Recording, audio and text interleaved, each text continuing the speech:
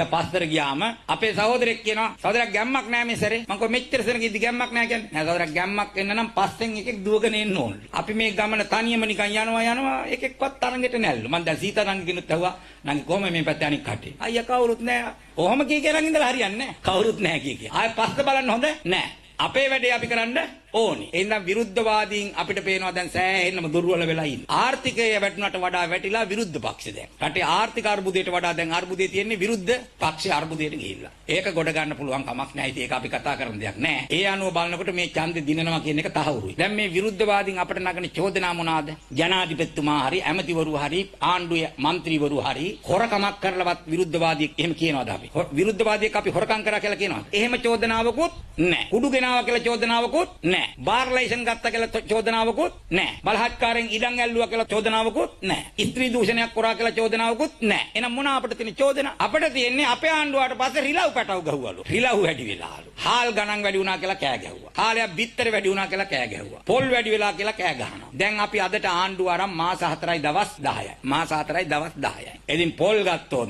අපේ ආණ්ඩුවටත් අපේ අමාත්‍යංශයටත් තියෙන පොල් අක්කර 40000ක් විතර. ඉතින් අවුරුදු 5ක් පෝර දාලා නැහැ. ඉතින් පහුගිය අවුරුදු 5 පෝර දැම්මේ නැතුනම් පොල් පළදාව අඩු වෙනවද නැද්ද? අඩු වෙනවා. අද හඳපානාගාලදී අපේ පොල් වගාව වෙනුවෙන් පොහොර බෙදා දීම ආරම්භ කරා. සහනාධාර පොහොර. රුපියල් 9000ක් වෙන පොහොර මිටියක් අපි රුපියල් 4000ට දෙනවා. එතකොට පොහොර මෙට්‍රික් ටොන් 56700ක් අපි බෙදනවා. එතකොට අපි ආණ්ඩුව දරන සහනාධාර මුදල ගත්තොත් රුපියල් වලින් ගත්තොත් රුපියල් මිලියන. ඒ කියන්නේ ලක්ෂ 10 ඒවා.